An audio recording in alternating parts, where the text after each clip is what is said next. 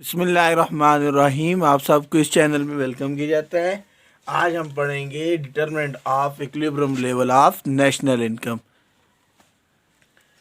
The theory of national income determination in attribute to professor Keynesian. ठीक है, Keynesian जो economist था उसने ये हमें नेशनल इनकम के डिटर्मिनेंट्स के एट्रीब्यूट्स बताए हैं।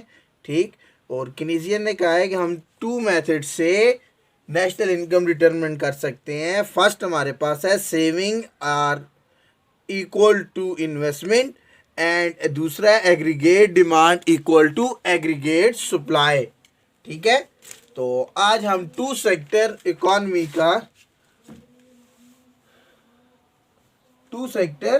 हमारी इकोनॉमी में टू सेक्टर है, तो हमने उसके ज़रिए से पहला मेथड हमारे पास है saving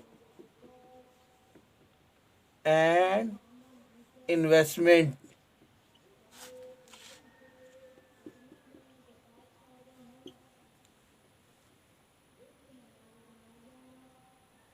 saving and investment method. ठीक है, अब सेविंग एंड इन्वेस्टमेंट मेथड में क्या है, तो इसमें हमारे पास टू सेक्टर है। फर्स्ट हमारे पास सेविंग आ गई। सेविंग की हमारे पास यकीन होती है -S0 plus small sy।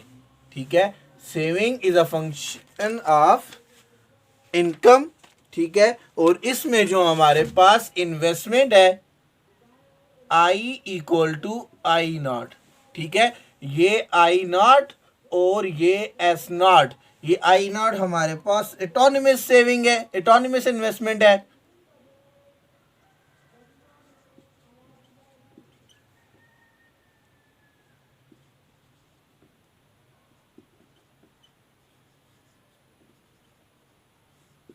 एटोनमस investment, और ये एस नॉट जो हमारे पास है ये हमारे पास एटोनमस सेविंग है। ठीक है, एटोनमस इन्वेस्टमेंट या एटोनमस सेविंग हमारे पास क्या होती है, वो सेविंग आ गई जिसका इनकम के साथ कोई रिलेशनशिप नहीं है। ठीक है, और ऑटोनमस इन्वेस्टमेंट भी हमारे पास वो आ गई जिसका इनकम के साथ कोई रिलेशनशिप नहीं है। और ये हमारे पास जो एस है, ये स्मॉल एस, ये हमारे पास इंड्यूस इन्वेस्टमेंट आ गई। ठीक है, इसका मतलब है कि हमारी इनकम इंक्रीज होगी तो हमारी सेविंग इंक्रीज होगी, हमारी इनकम डिक्रीज होगी तो हमारी सेविंग डिक्रीज होगी। और ये हमारे पास एटोनमस इन्वेस्टमेंट, एटोनमस सेविंग आ गई। जो इक्विलिब्रियम कंडीशन है सेविंग इक्वल टू इन्वेस्टमेंट। ठीक है, जो हमारे पास सेविंग इक्वल टू इन्वेस्टमेंट का मेथड है, ये हमारे पास की जो इक्विलिब्रियम कंडीशन है सेविंग इक्वल टू इन्वेस्टमेंट, तो हमने क्या करना है, सेविंग की जगह सेविंग की इनपुट कर देनी है और इन्वेस्टमेंट की जगह इन्वेस्टमेंट की। ठीक है, तो ये हमारे पास हो गया S naught plus S Y equal to I naught. ठीक है, अब इसमें से हमने इनकम फाइंड करनी है, नेशनल इनकम हमारे पास वाई आ गई, तो ये हमारे पास कैसे आएगी, इसको उठा के हम दूसरी साइड ले जाएं, S Y equal to I not plus S naught, Y equal to I not plus S naught divided by small S. इस स्मॉल एस को हमने से डिवाइड कर दिया, तो ये हमारे पास सेविंग और इन्वेस्टमेंट के मेथड से नेशनल इक्विलिब्रियम इनकी जो इनकम है उसका हमारे पास फार्मूला आ गया। ठीक है, और ये हमारे पास नेशनल इनकम डिटर्मिनेशन मेथड आ गया, सेविंग एंड इन्वेस्टमेंट। ठीक है, फॉर टू सेक्टर, इसमें हमारे पास दो सेक्टर है, सेविंग एंड इन्वेस्टमेंट। ठीक है, और इसी तरह जो दूसरा मेथड है वो हमारे पास है नेशनल इनकम का aggregate demand equal to aggregate supply. ठीक है, ये हमारे पास दूसरा मेथड है। अब इसमें हम देखते हैं कि एग्रीगेट डिमांड और एग्रीगेट सप्लाई क्या है। इस सेक्टर में हमारे पास भी दो सेक्टर हैं, एक हमारे पास कंजम्पशन है और दूसरा हमारे पास इन्वेस्टमेंट है। ठीक है, इस में भी टू सेक्टर, हमने टू सेक्टर फर्स्ट कर रहे हैं। इसमें हमारे पास investment equal to I nought है, एटोनमस इन्वेस्टमेंट है, और consumption equal to C not plus C Y, ये हमारे पास ऑटोनोमस कंजम्पशन आ गई और ये हमारे पास इंड्यूस कंजम्पशन आ गई। ऑटोनोमस कंजम्पशन वो कंजम्पशन है जिसका इनकम के साथ कोई रिलेशनशिप नहीं है। और स्मॉल सी ये जो हमारे पास आ गया, ये हमारे पास इंड्यूस कंजम्पशन आ गई। वो कंजम्पशन जो इनकम इंक्रीज हो तो हमारी इनकम इंक्रीज हो तो कंजम्पशन भी इंक्रीज होगी, इनकम डिक्रीज हो तो कंजम्पशन भी हमारी डिक्रीज होगी। ठीक है, इसमें हमारे पास जो इक्वेशन है y equal to C plus I. ठीक है, तो ये हमारे पास y क्या आ गया, y एग्रीगेट डिमांड और ये हमारे पास एग्रीगेट सप्लाई। ठीक है, अब इसमें हम c और i की वैल्यू पुट करते हैं। y इक्वल टू c हमारे पास है C not plus small C Y, उसके बाद प्लस आई नॉट। ठीक है, तो इसमें से हमने सी वाई को इस साइड ले आएंगे, y minus small C Y equal to C not plus I nought. इसमें से y को कॉमन ले लें तो y one minus small C not plus I nought. तो ये हमारे पास जो इनकम आएगी y equal to C not plus I nought divided by one minus सी।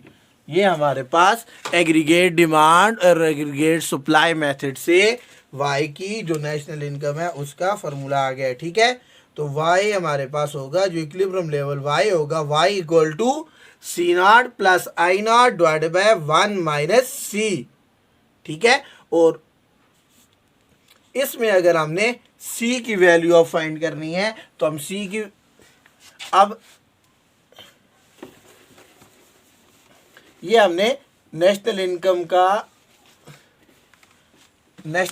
की वैल्यू y की वैल्यू फाइंड कर ली। अब क्या करते हैं, अब हम इसको, अगर हमने c को सॉल्व कर रहे हैं तो इस y की जगह हम c को y की जगह y की वैल्यू पुट कर देते हैं। c equal to C not plus C, y की जगह हमारे पास आ जाएगा C not plus I nought divided by one minus C. ठीक है, तो उसके बाद इसका एलसीएम ले लेते हैं। c इक्वल टू ये हमारे पास आ जाएगा C nought one minus C plus C not plus I nought divided by one minus C. ठीक है, ये हमारे पास, अब इसके बाद इसको इसके साथ मल्टीप्लाई कर देते हैं। C naught minus C naught. ठीक है, उसके बाद plus C not plus C I naught. ठीक है, divided by one minus C. तो इसको सॉल्व करके जो हमारे पास फार्मूला आता है, ये सी नॉट आपस में कट गया तो consumption equal to C not plus small C I nought divided by one minus C. तो हमारे पास टू सेक्टर में जब हमारे पास इन्वेस्टमेंट ऑटोनोमस होगी तो उस टाइम हमारे पास सी की वैल्यू ये होगी और aggregate demand aggregate supply method के मुताबिक वाई की वैल्यू हमारे पास C not plus I nought divided by one minus C. ये हमारे पास एग्रीगेट डिमांड और एग्रीगेट सप्लाई मेथड से। ठीक है, और ये जो हमारे पास k equal to one divided by one minus C, ये हमारे पास मल्टीप्लायर इफेक्ट आ गया है। ठीक है, k हमारे पास क्या है, मल्टीप्लायर इफेक्ट। ठीक, फॉर इनकम फॉर कंजम्पशन। ठीक है, कि ये हमारे पास बताता है कि इनकम के चेंज होने की वजह से कंजम्पशन में कितनी चेंज आएगी। ठीक है, ये हमारे पास था टू सेक्टर इकोनॉमी का। अब इसी के साथ आप देखते हैं कि अगर हमारे पास, इससे पहले हमने किया था हमारे पास ऑटोनोमस इन्वेस्टमेंट थी, और इसी के साथ अगर हमारे पास इंड्यूस इन्वेस्टमेंट का फंक्शन हो, investment aggregate demand equal to aggregate supply method से हम करेंगे कि अगर हमारे पास I equal to I not plus E Y और C equal to C not plus small C Y. ठीक है, ये हमारे पास ऑटोनोमस पार्ट आ गया और ये हमारे पास इंड्यूस पार्ट आ गया, ठीक है, दोनों इक्वेशन का, ठीक है। तो कंजम्पशन में हमारे पास ऑटोनोमस पार्ट क्या शो करता है कि इनकम के साथ इनकम इंक्रीज और डिक्रीज हो, कंजम्पशन में कोई इम्पैक्ट ना पड़े। और इन्वेस्टमेंट में हमारे पास ऑटोनोमस पार्ट क्या शो करता है कि इनकम इंक्रीज हो डिक्रीज हो, इन्वेस्टमेंट पे कोई इम्पैक्ट ना पड़े। और ये हमारे पास EY हमारे पास इंड्यूस पार्ट आ गया, जिसमें हमारे पास इनकम इंक्रीज हो तो इन्वेस्टमेंट हमारी इंक्रीज होगी, इनकम डिक्रीज हो तो इन्वेस्टमेंट हमारे पास डिक्रीज होगी। इसी तरह सेम कंजम्पशन के लिए, ठीक है। तो इसमें अब हम देखते हैं, तो हमारे पास इक्वेशन है इक्विलिब्रियम कंडीशन की y equal to C plus I, ठीक है, फॉर 2 सेक्टर। तो अब y इक्वल टू C की जगह C की वैल्यू पुट कर दें, C0 प्लस स्मॉल cy, उसके बाद प्लस I0 प्लस EY, ठीक है। तो अब इसमें से हमने y की वैल्यू को सॉल्व करना है। तो ये हमारे पास जिधर जिधर इधर y है उसको उठा के दूसरी साइड ले जाएं, y minus small cy minus EY equal to इधर हमारे पास बच जाएगा C0 प्लस I0, ठीक है।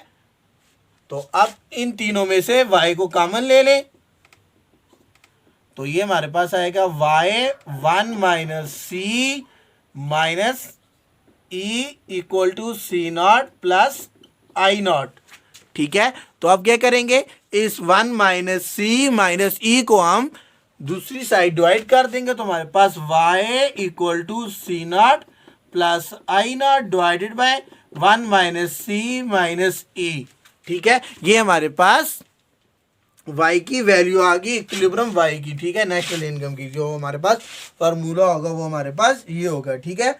अब इसमें से हमने क्या करना है, अगर कंजम्पशन या इन्वेस्टमेंट का अब हम फंक्शन फाइंड करेंगे, तो हम ये y की वैल्यू फर्स्ट कंजम्पशन में पुट कर देंगे, C equal to C0 plus small cy, ठीक है। अब इसकी जगह y की वैल्यू पुट करते हैं, C0 प्लस स्मॉल cy की हमारे पास वैल्यू आई है C0 plus I0 1 minus C0 plus I0 divided by 1 minus C minus E, ठीक है। तो उसी तरह सेम एलसीएम लेंगे, तो ये हमारे पास इधर मल्टीप्लाई हो जाएगा C0 1 minus C minus E plus C0 plus I0 divided by 1 minus C minus E, ठीक है। तो अब C0 को अंदर मल्टीप्लाई करते हैं, तो C0 minus small C0 minus E C0 और इसी तरह प्लस C0 और plus I0 divided by 1 minus C minus E, ठीक है। तो ये C0 से कट गया, तो हमारे पास इसका जो आंसर आएगा consumption equal to C0 minus E C0 plus I0 divided by 1 minus C minus E। ये हमारे पास कंजम्पशन की वैल्यू आ गई, कंजम्पशन का फंक्शन आ गया, ठीक है। तो इसमें हम अब वैल्यूज पुट करेंगे, अगर ये वैल्यूज गिवन होती तो हमारे पास कंजम्पशन भी आ जाती है, कितनी कंजम्पशन है, ठीक है। और इसी तरह अगर आपने इन्वेस्टमेंट का फंक्शन फाइंड करना है, ठीक है, इन्वेस्टमेंट को फाइंड करना है, तो हम वो कैसे करेंगे, तो सेम प्रोसेस होगा। इन्वेस्टमेंट में हम y की जगह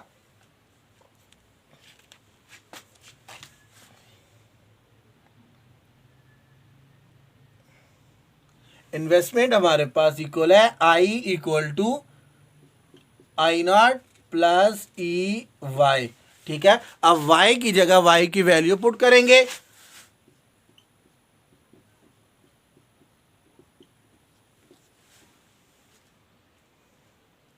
तो y हमारे पास आया था C0 plus I0 divided by 1 minus C minus E, ठीक है। तो अब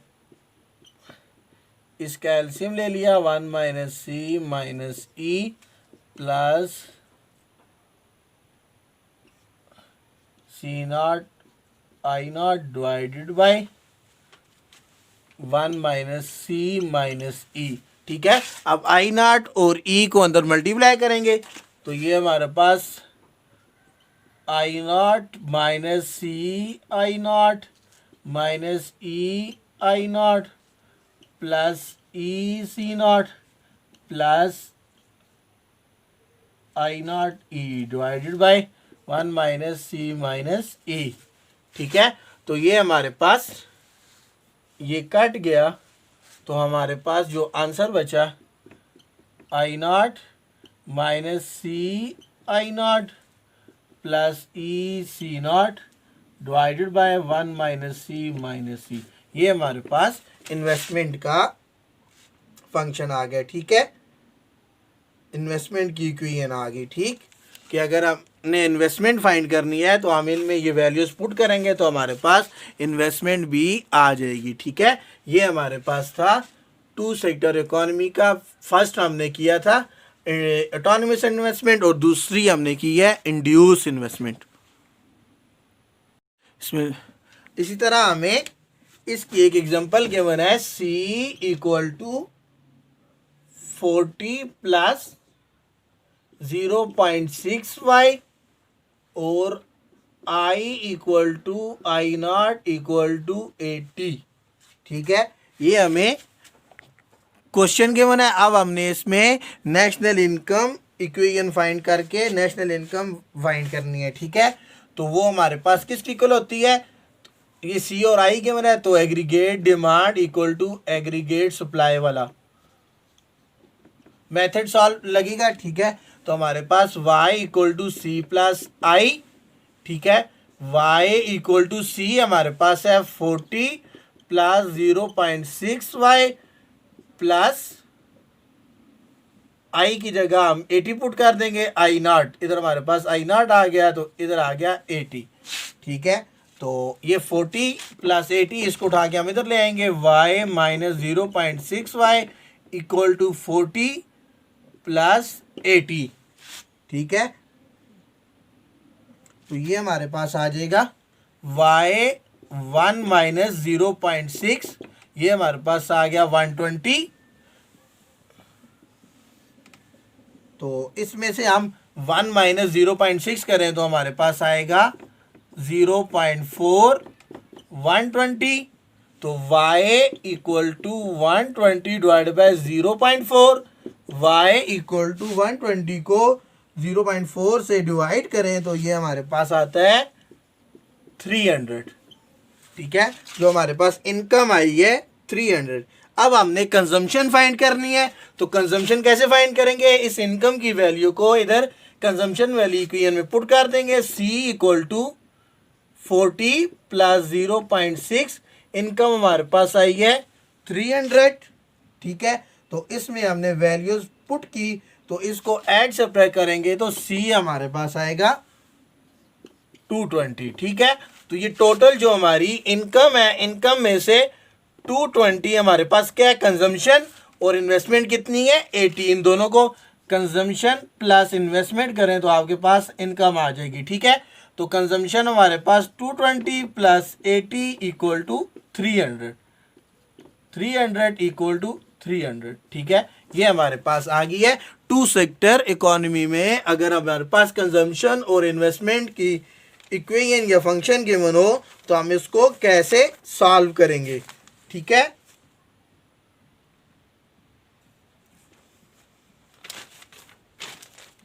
अब इसके बाद एक और एग्जांपल करते हैं।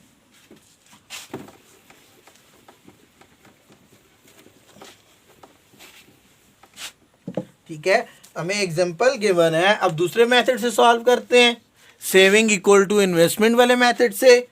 तो saving equal to -40 plus 0.4y। ठीक है, और investment equal to I naught equal to 80। ये हमें क्वेश्चन गिवन है। अब हमने national income find y find करना है। ठीक है, तो अब हमारे पास इसकी जो इक्वेशन है saving equal to investment, saving equal to investment, saving equal to investment जो हमारे पास इक्वेशन है, तो हम सेविंग की जगह सेविंग की इक्वेशन पुट कर देंगे -40 प्लस 0.4y, और 80 की जगह I0 की वैल्यू हमारे पास 80 आ गई, आई की जगह इन्वेस्टमेंट की जगह, ठीक है। इस 40 को उठा के दूसरे ले जाएंगे, 0.4y equal to 80 plus 40y equal to 120 divided by 0.4, तो ये y इक्वल टू हमारे पास कितना आ गया, 300, ठीक है। इनकम हमारे पास कितनी आ गई है, 300। इसी तरह अब हमने इसमें देखना है कि इसमें हमारे पास सेविंग कितनी है, तो सेविंग हमें किधर से पता चलेगी, हम y की वैल्यू इक्वेशन 1 में पुट कर देते हैं, तो ये हमारे पास आ गया saving equal to -40 plus 0.4, y की जगह हम पुट कर देते हैं 300, तो इसको हम ऐड सब्ट्रैक्ट करेंगे तो हमारे पास सेविंग इक्वल टू